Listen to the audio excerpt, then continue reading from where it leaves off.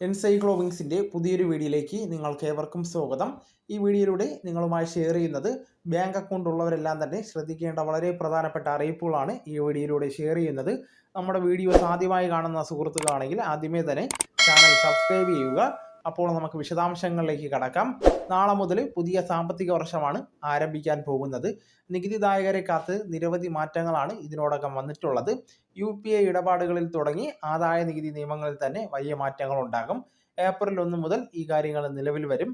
12 ലക്ഷം രൂപ വരെ വാർഷിക വരുമാനമുള്ളവർ ഇനി ആദായ നികുതി അടയ്ക്കേണ്ടതായിട്ട് വരുന്നതല്ല.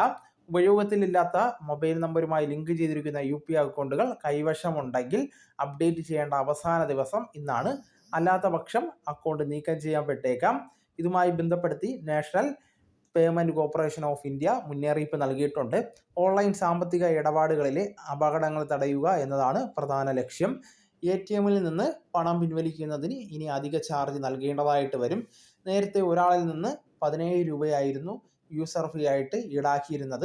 എന്നാൽ പുതിയ നിരക്ക് പ്രകാരം 19 രൂപയാക്കും. ഇതിനു പുറമെ മിനി സ്റ്റേറ്റ്മെൻറ്റ് ബാലൻസും പരിശോധിക്കാൻ തുടങ്ങിയ ബാങ്ക് ഇതര സേവനങ്ങൾക്ക് നിലവിലുണ്ടായിരുന്ന 6 രൂപയിൽ നിന്ന് 7 രൂപയായിട്ട് വർദ്ധിപ്പിക്കുന്നതാണ്. ഏപ്രിൽ 1 മുതൽ സേവിങ്സ് അക്കൗണ്ടുകളിൽ മിനിമം ബാലൻസ് നിലനിർത്തേണ്ടത് അനിവാര്യമാണ്. മിനിമം ബാലൻസ് ഇല്ലെങ്കിൽ പിഴ ഈടാക്കുമെന്നാണ് ബാങ്കുകളുമായി ബന്ധപ്പെടുത്തിയുള്ള വിവരങ്ങൾ പുറത്തു വന്നിട്ടുള്ളത്.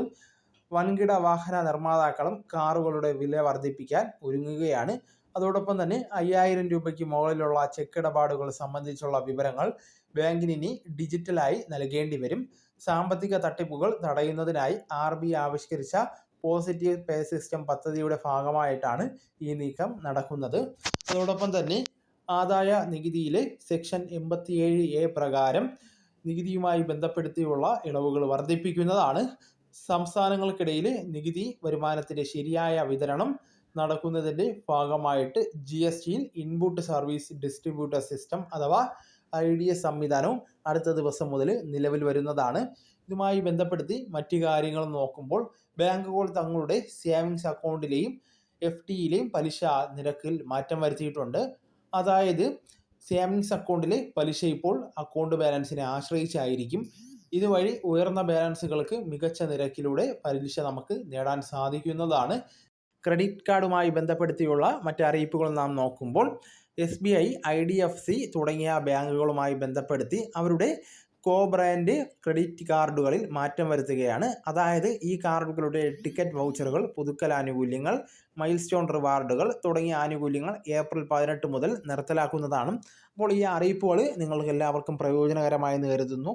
നിങ്ങൾ മറ്റു ഗ്രൂപ്പുകളിലേക്കും സുഹൃത്തുക്കളിലേക്കും ഷെയർ ചെയ്തെത്തിക്കുവാൻ വേണ്ടി ശ്രമിക്കുക. നമുക്ക് തുടർന്നും വിജ്ഞാനപരമായിട്ടുള്ള മറ്റു വീഡിയോസും ആനുകാലിക വിവരങ്ങളുമായിട്ട് വീണ്ടും കാണാം. അതുവരെ ഗുഡ് ബൈ.